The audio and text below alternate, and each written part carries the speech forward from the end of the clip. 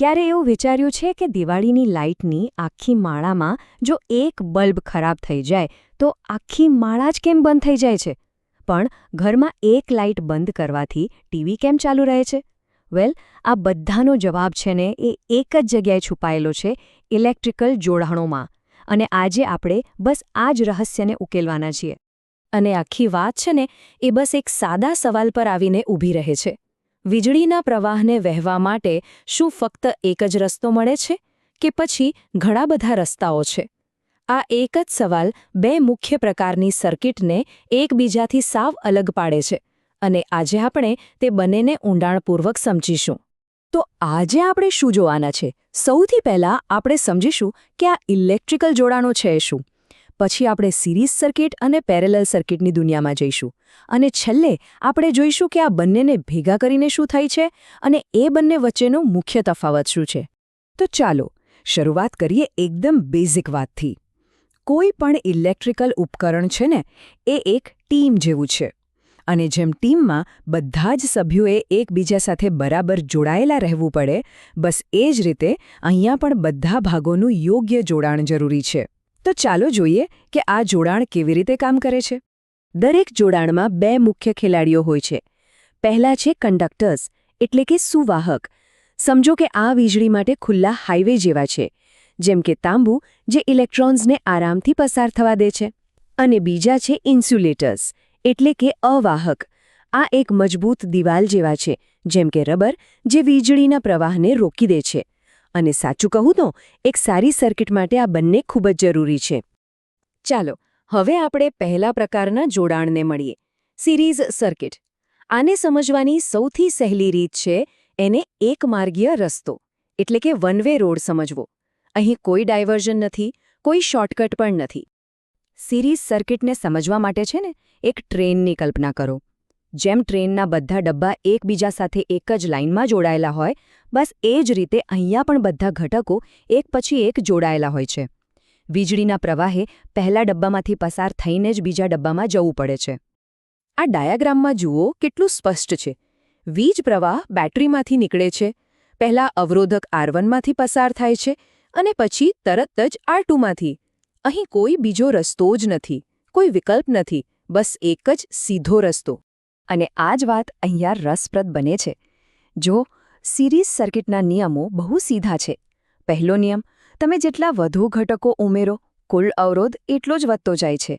બીજું, પ્રવાહ એટલે કે કરંટ એ આખા રસ્તા પર દરેક જગ્યાએ એક સરખો જ રહે છે.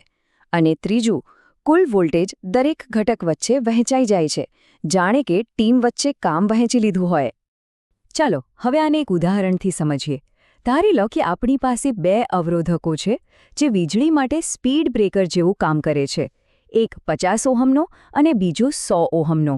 અને આ બંને 230 વોલ્ટના પાવર સાથે એક લાઇનમાં જોડાયેલા છે.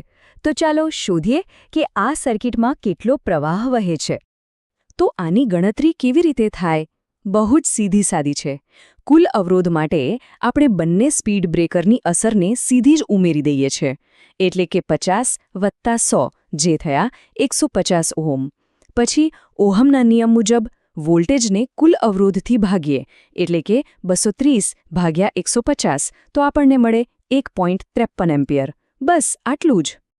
સારું, તો સિરીઝનો એકમાર્ગીય રસ્તો તો આપણે જોઈ લીધો. હવે ચાલો એક મલ્ટીલેન હાઈવે પર જઈએ, જેને કહેવાય છે પેરેલલ સર્કિટ. અહીંયા વીજળીના પ્રવાહ પાસે પસંદગી હોય છે. પેરેલલ સર્કિટમાં કેવું હોય કે બધા ઘટકોને એક જ જેવા બે પોઈન્ટ પર જોડી દેવામાં આવે છે. આનાથી શું થાય? વીજળીનો પ્રવાહ વહેંચાઈ જાય છે અને દરેક ઘટક માટે એક અલગ શાખા, એક અલગ રસ્તો બની જાય છે. બરાબર, જેમ કોઈ નદીમાંથી અલગ અલગ નહેરો નીકળે ને, બસ એવું જ. અહીં જુઓ, પ્રવાહ એક પોઈન્ટ પર આવીને કેવી રીતે બે અલગ અલગ રસ્તાઓ પર વહેંચાઈ જાય છે. એક ભાગ R1 તરફ જાય છે અને બીજો ભાગ R2 તરફ. અને પછી તેઓ ફરીથી આગળ જઈને ભેગા થઈ જાય છે. આ જ તો પેરેલલ જોડાણનો જ જાદુ છે. અને અહીંયા નિયમો સાવ બદલાઈ જાય છે. સિરીઝ કરતાં બિલકુલ ઊંધા. અહીં કુલ પ્રવાહ દરેક શાખાના પ્રવાહનો સરવાળો છે. કુલ અવરોધ શોધવાની રીત થોડી અલગ છે. પણ સૌથી અગત્યની વાત, વોલ્ટેજ દરેક ઘટક પર એક સરખો રહે છે. અને આ જ કારણ છે, ખબર છે, કે આપણા ઘરમાં દરેક ઉપકરણને એક સરખો 230 વોલ્ટનો પાવર મળે છે.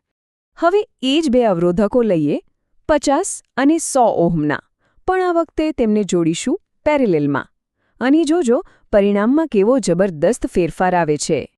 અને પરિણામ જુઓ, સાવ ચોંકાવનારું છે. કુલ અવરોધ ઘટીને માત્ર 33.33 ઓહ્મ થઈ ગયો. અને ખાસ વાત તો એ છે કે આ આપણા સૌથી નાના અવરોધક કરતાં પણ ઓછો છે. કેમ? કારણ કે હવે પ્રવાહને વહેવા માટે એક કરતાં વધુ રસ્તા મળ્યા.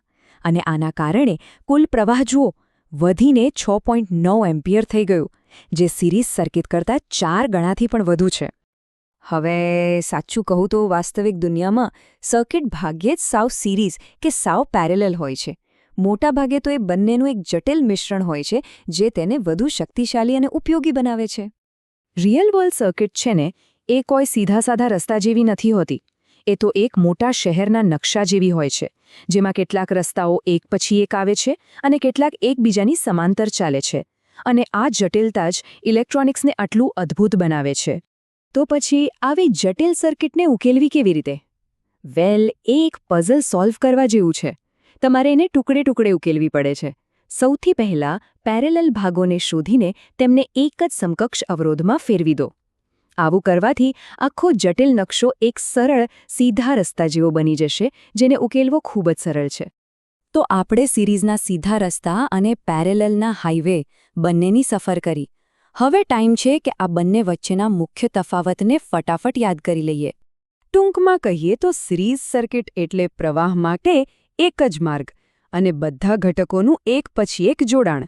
જ્યારે પેરેલલ સર્કિટ એટલે પ્રવાહ માટે બહુ બધા માર્ગો અને બધા ઘટકોનું એક સાથે જોડાણ.